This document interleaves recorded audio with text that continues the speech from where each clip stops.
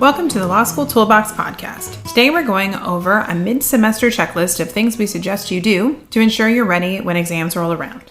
Your Law School Toolbox hosts are Allison Monahan and Lee Burgess. That's me. We're here to demystify the law school and early legal career experience so you'll be the best law student and lawyer you can be. We're the co-creators of the Law School Toolbox, the Bar Exam Toolbox, and the Catapult Conference. Allison also runs the Girls Guide to Law School. If you enjoy the show, please leave a review and rating on iTunes. And if you have any questions, don't hesitate to reach out to us. You can reach us via the contact form on lawschooltoolbox.com, and we'd love to hear from you. And with that, let's get started.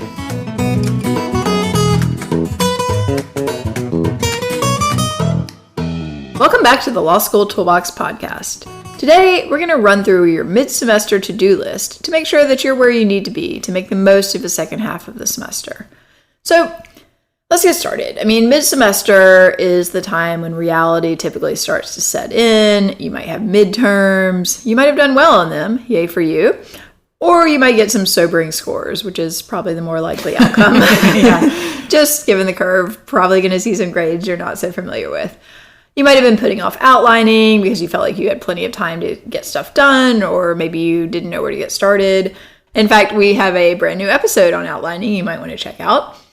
Or, you might be starting to get the sniffles because everybody seems to get that autumn cold, just moves through the library. Whatever's happening, maybe you're just bored with reading all this stuff. You're wondering if law school is even a good idea.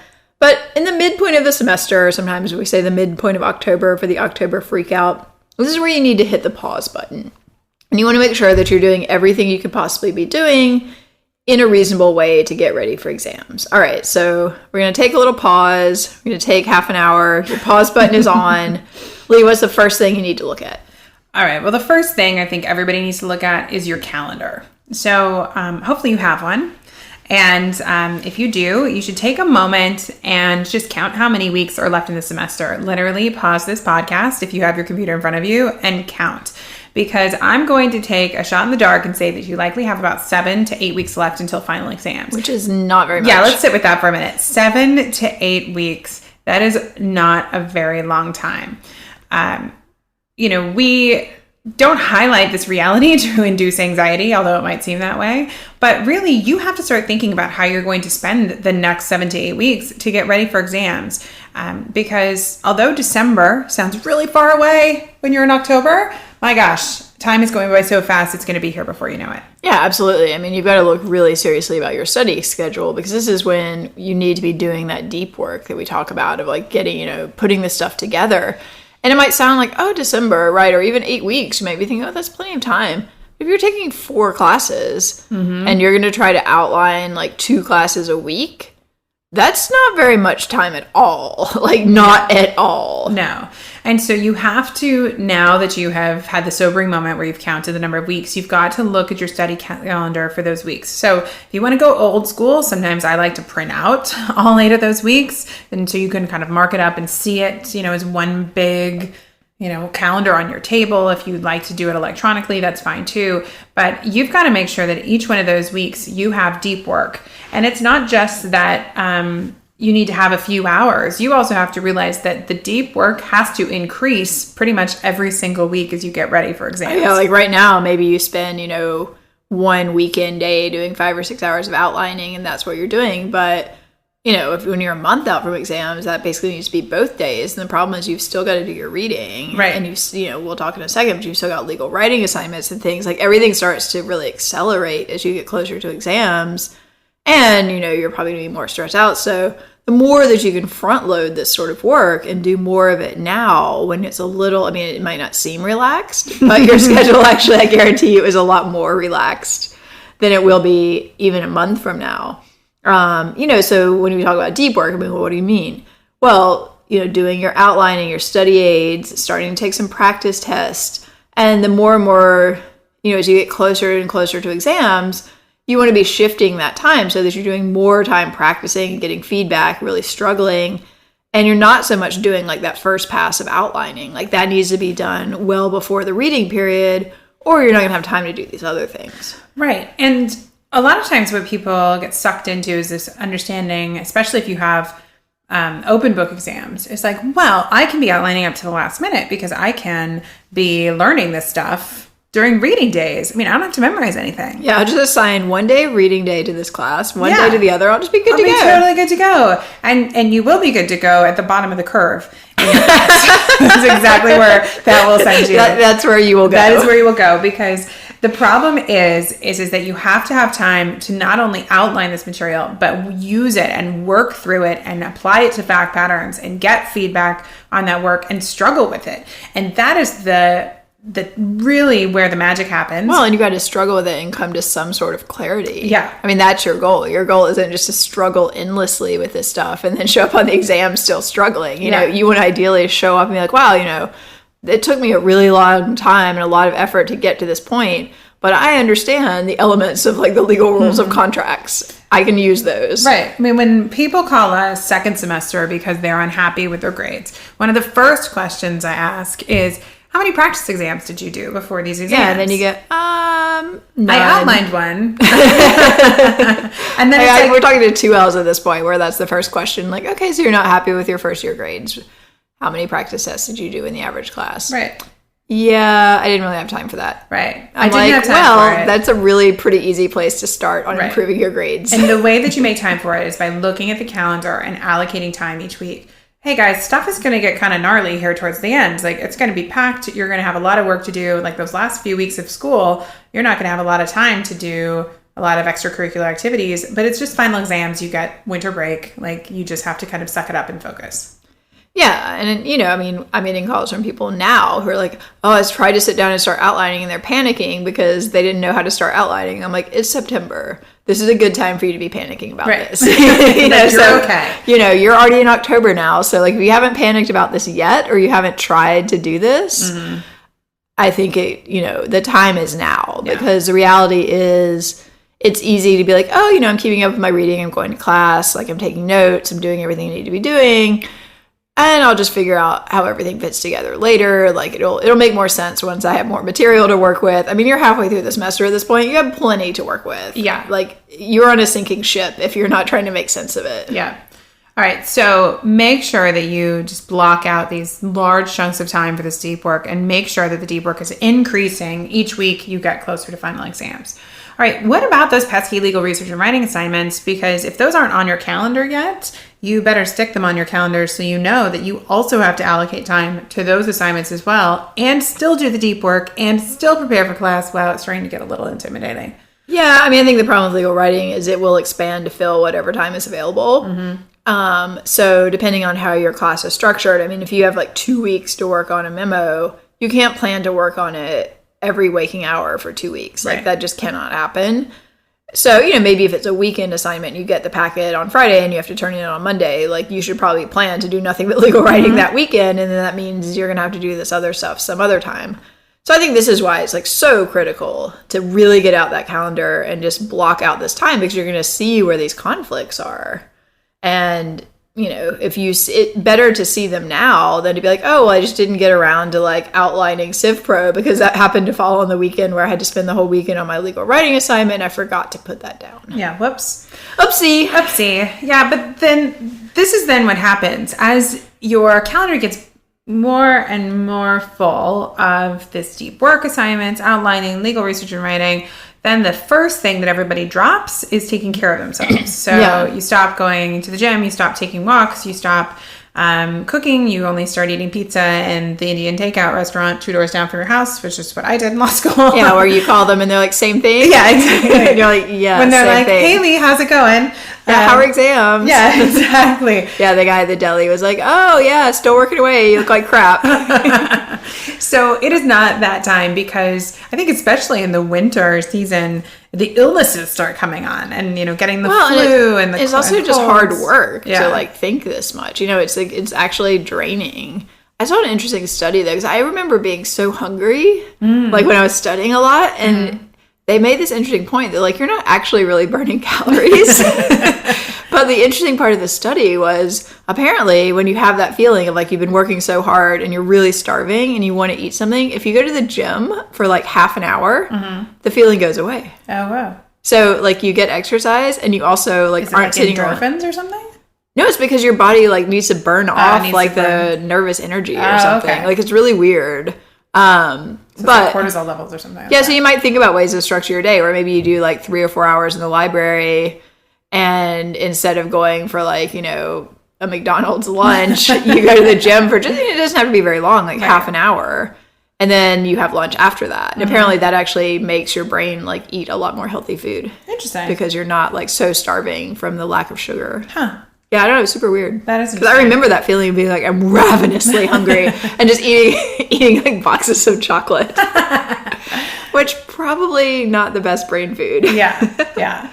So, you know, it's not, you still have to carve out time to take care of yourself. And that's and to think like that is a valid use of time, but also to start thinking about, you know, ways that when the rubber really meets the road, how are you going to cut down on the time you have to spend like preparing meals? Right. You know, so maybe again, like if you want to procrastinate right now, cook some stuff and put it in the freezer. It's true. So that then when you're in the middle of the exam period, when your life is like truly crazy in a way you can't even conceive of, you'll have something to eat. You know, it could just be something simple like beans or lasagna or whatever it is. Just go ahead and cook now and then you'll be ready later.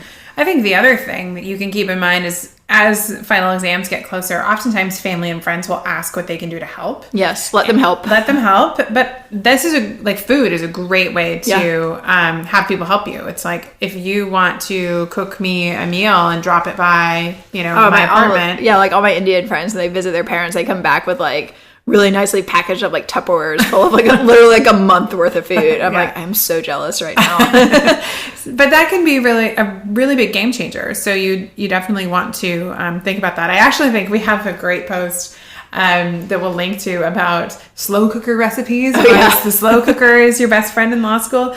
But it is a good time to start thinking ahead and thinking about how you're going to take care of your body, because if your body and mind start falling apart because of fatigue and the fact that you're not taking care of yourself, it doesn't matter how many hours you study, you're not going to be able to perform at your best. Yeah, I mean, you've got to get serious about sleep and stuff like that too. And if you're already having like insomnia issues, go and talk to someone. Like I had the worst insomnia during first semester exams. I was like, I could not fall asleep. I was sleeping. I mean, I'd allocated responsibly 8 hours a night, and I would lay down and I would just literally be awake until 4 or 5 in the morning. And that is not, I mean, it literally made me crazy. Yeah, that's not good. Every exam period after that, I had Ambien. So I'm not saying that's your solution, but the point is like if this is already something you know is a problem, it is only going to get worse. Yeah. And again, like better to go now to the doctor and talk to them about the options than to try to do this in the middle of exams when you're like, I don't have 45 minutes to go to a doctor's appointment. Like that's just not happening. Right. Another thing you need to make sure that on your that's included on your calendar is your actual exams. Oh gosh. I love talking to law students at this point in the semester, and I ask when their exams start, and they're like, in December. I'm like, big month. We're in December, the beginning of December. Really? How close are they? Well, they're a few days apart. Really? Like you need to know what days, what times, what format those exams are in, and you need to know that information now. Yeah, I mean, it's not inconceivable that in some cases, like, you've been double booked or something. I mean, a lot of schools have probably not your first year because they tend to, like, pay attention, but it's not impossible that, you're entitled to, say, like, 24 hours between exams, and you have one in the evening or one in the afternoon and one the next morning, and, like, that's not actually, like, if you want to move one of them, you can. But you need to be aware of when they are. Yep. Oh, and then, of course, accommodations. If you're going to get accommodations, you need to be dealing with that in advance. Like, you do not want to be... I mean, we have people in the scenario, like, a day before the exam, they don't know if they're getting extra time. That's extremely stress-inducing and just not something that you want to be dealing with. So anything related to exams, like laptops, anything, like, just deal with this stuff well in advance. Yeah, for sure. Sometimes we talk to students around this time and they say, there's no time left for me to do more deep work. There's no time left for me. Like I'm already not sleeping. I'm already not sleeping. I already do nothing. Right. And I never leave the house. Yeah. So the first thing we always recommend, and we've talked about this in other episodes too, is you've got to track your time. You can use an online tool such as Toggle, which is free. But you've got to really find out if you're studying that much. And then once you really see where your time is going, then you can carefully evaluate what you can cut out. So if you are reading 3 supplements for every class, like that's probably a place to cut some time out.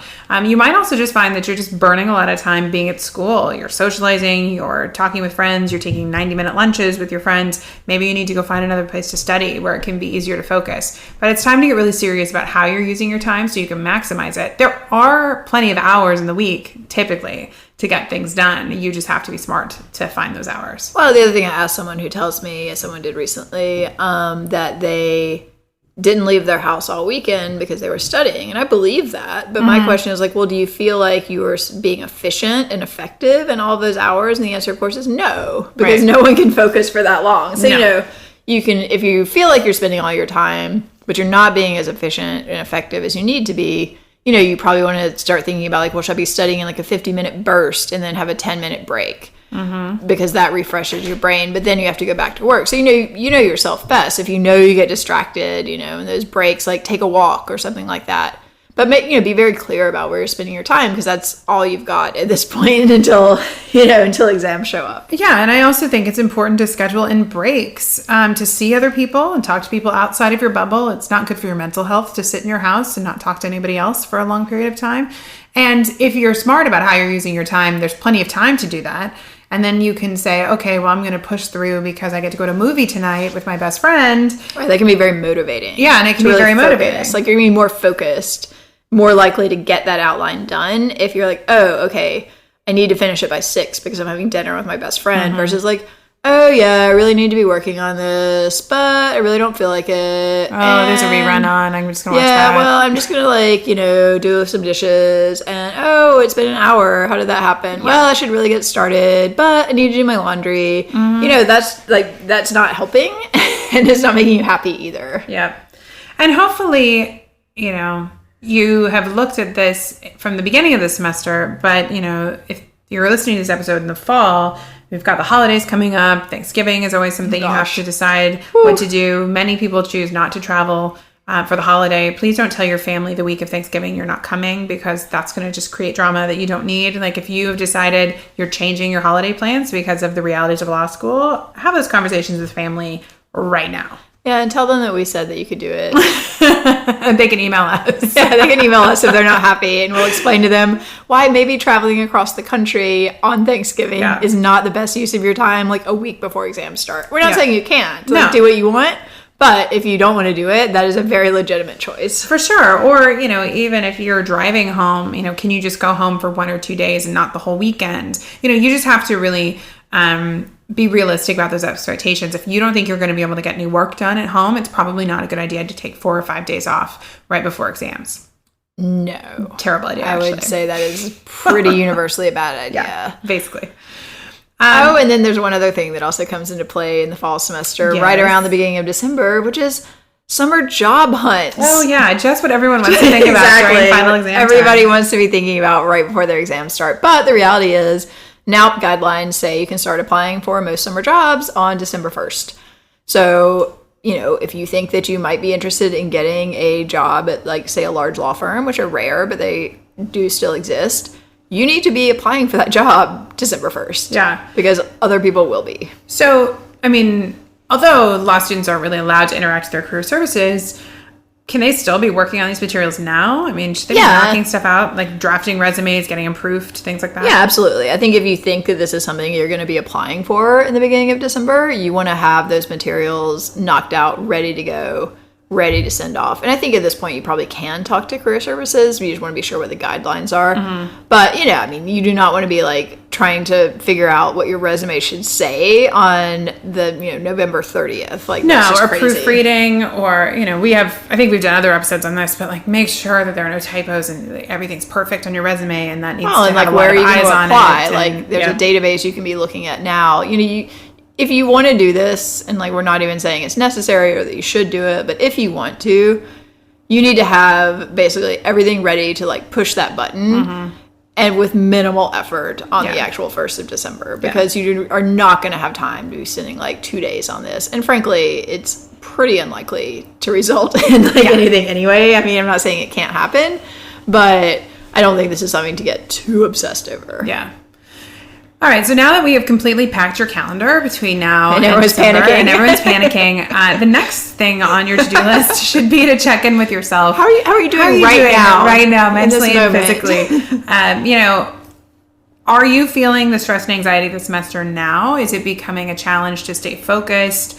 Are you having trouble sleeping? Are you having trouble focusing and studying? I mean, if you're starting to see signs of stress and anxiety that you've never seen before and burnout, it is probably a good idea for you to call your friendly neighborhood health center at your law school to try and talk to somebody about it. Because I'll just warn you, if you're struggling now, 2 months from now, it's going to be much worse, and you're not going to have the bandwidth and the space to really come up with some solutions. No, and it's definitely better to deal with in advance, because things are just, as you said, they're just going to get worse and worse, but also because, a lot of this stuff is very technique based. If you're like really suffering from stress and you're not sleeping, like there are techniques you can learn to like reduce stress, or just even to pay attention to it, or just to talk to someone about it can be really helpful. I mean, no one in the student health center or like, the psychological service is going to be too surprised to see a law student show up their first year mid-semester and say, yeah, I'm feeling really bad about stuff. I'm feeling really down. I'm really stressed out. I'm really overwhelmed. I feel like I'm not as smart as everybody else. Like, they're going to be like, oh, welcome to the club. Right, exactly. Come on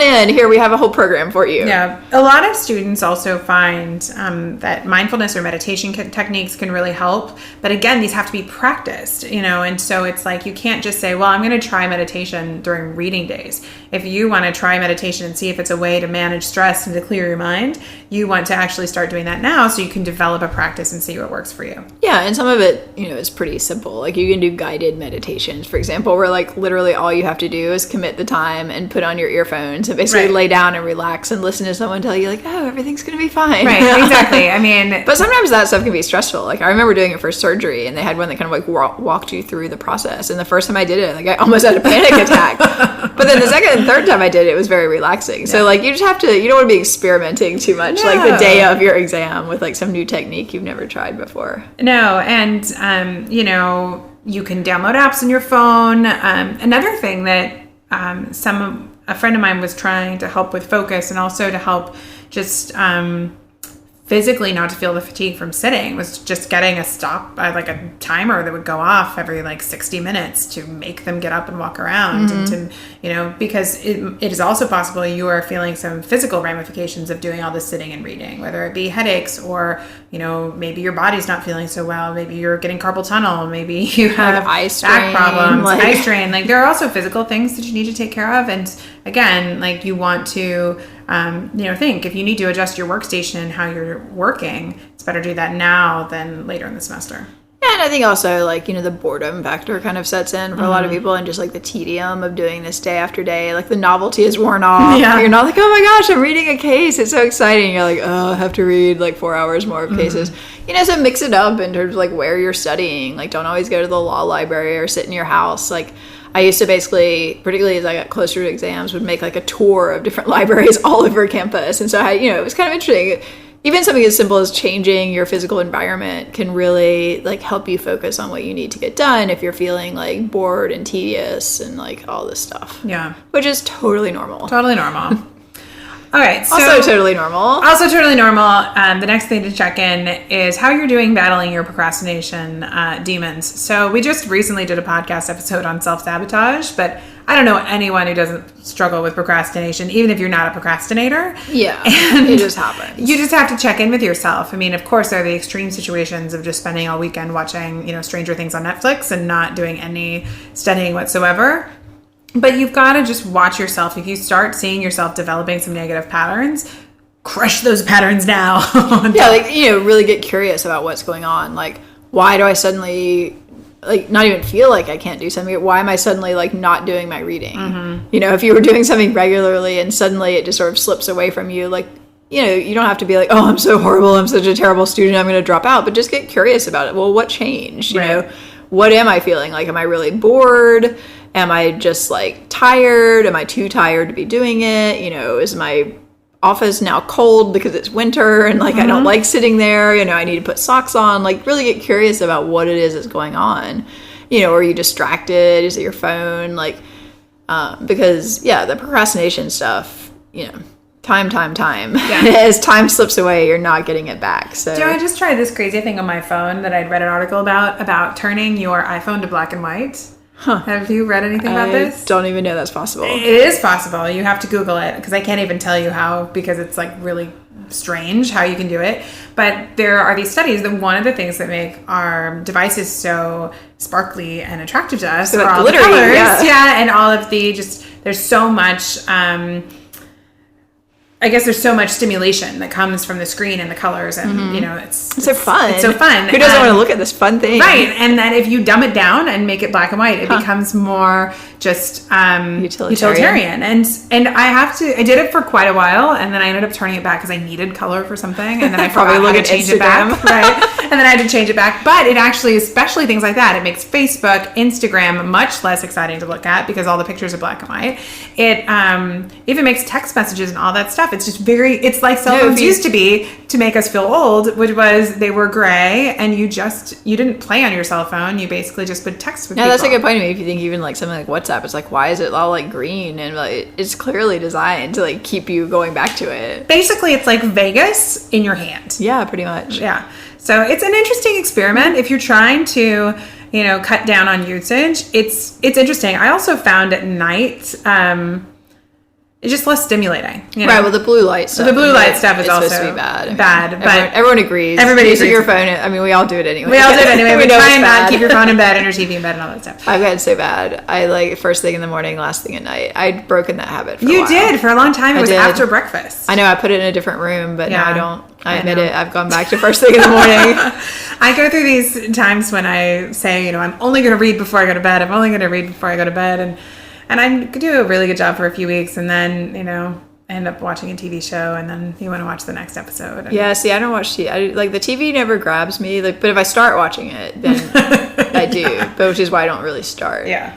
But no, for me, like, I joined a book club, and so sometimes I can get really into the book, and like, and I was doing that even like a week ago. I was reading for like an hour or two every night.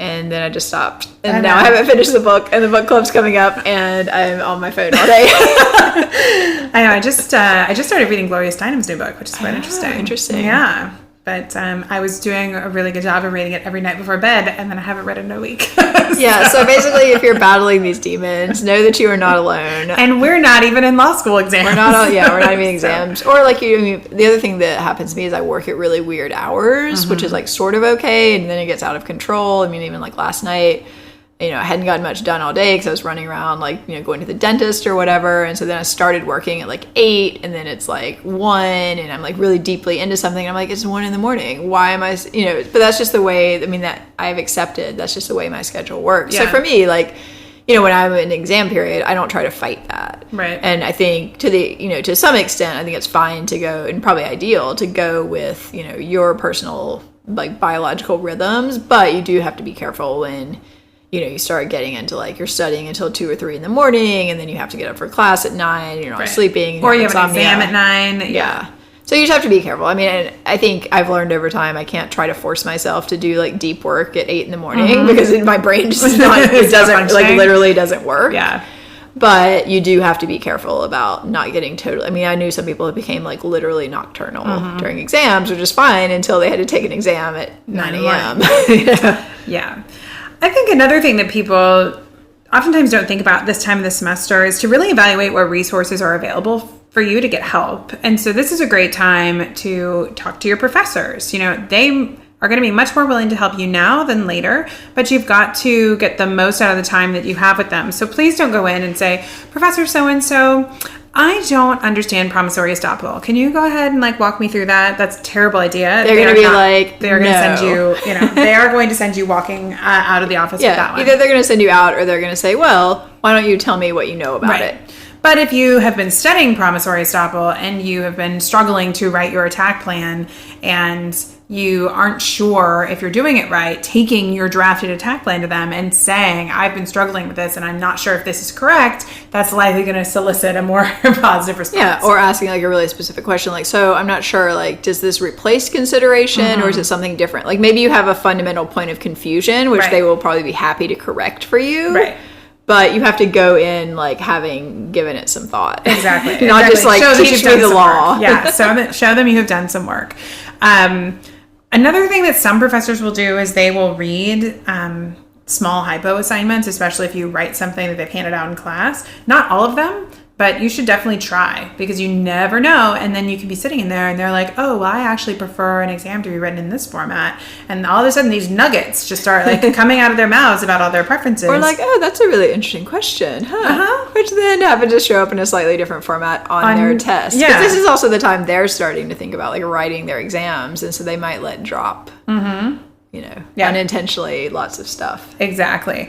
Don't forget, you also have an academic support office. You might have TAs or tutors on our team that are available, but there are quite a few resources out there for you to get help from. Just don't wait. Exactly. It's too late. Like, you don't want the first time anyone ever looks at, or you write and someone looks at an exam to be like your actual exam. Yeah. There are lots of different options that you have. I mean, you can even do things in your study group and stuff like that.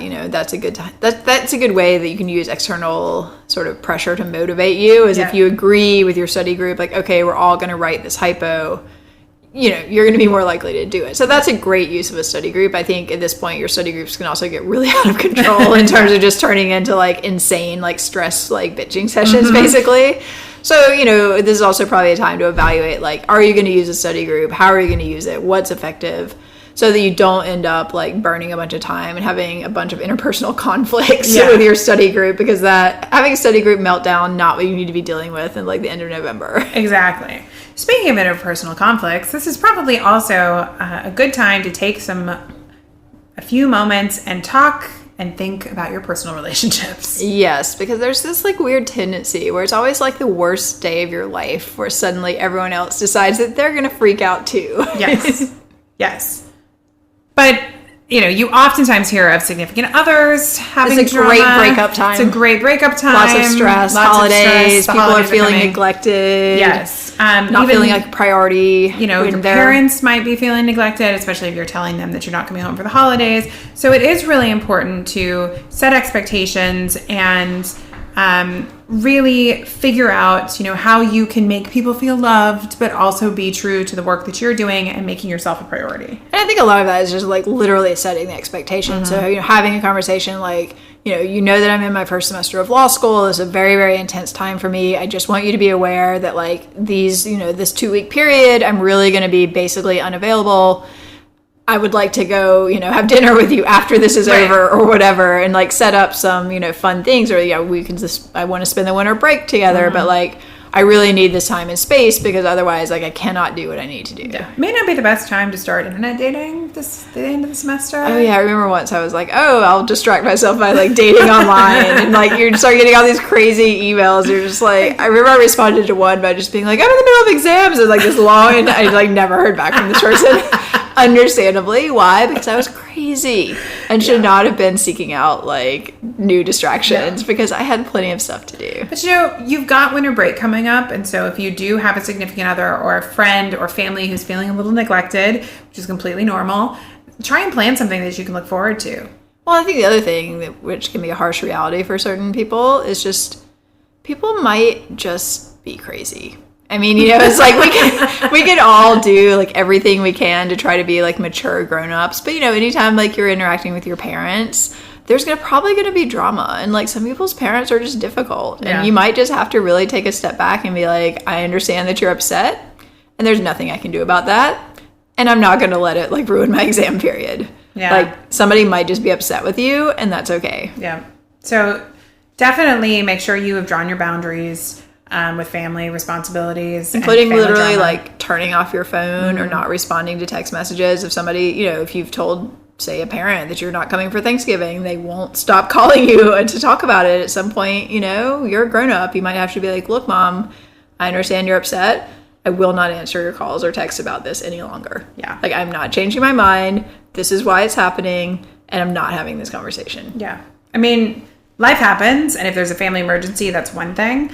But if you can plan for it and if you can set expectations, do so, because personal life drama can get way out of control when you're in a high pressure situation. Yeah, absolutely. So get some fun stuff on the calendar, so if you're in the middle of studying and you're like, I can't wait until I get to go skiing in Tahoe. Right. You know, like that's motivating. Exactly. The end will come and you will get your life back. You will get to read the new Gloria Steinem book. Exactly. So, or whatever other book you want to read that is not related to law. Exactly. At all. In only a mere few weeks. Exactly. It's a short time really to be endured. Yep. And you just have to get through it as best you can. But planning and starting now and like doing some of this work now will really facilitate things come December. Absolutely. Well, with that, unfortunately, we are out of time. If you enjoyed this episode of the Law School Toolbox podcast, hopefully it wasn't too anxiety-inducing. Yeah.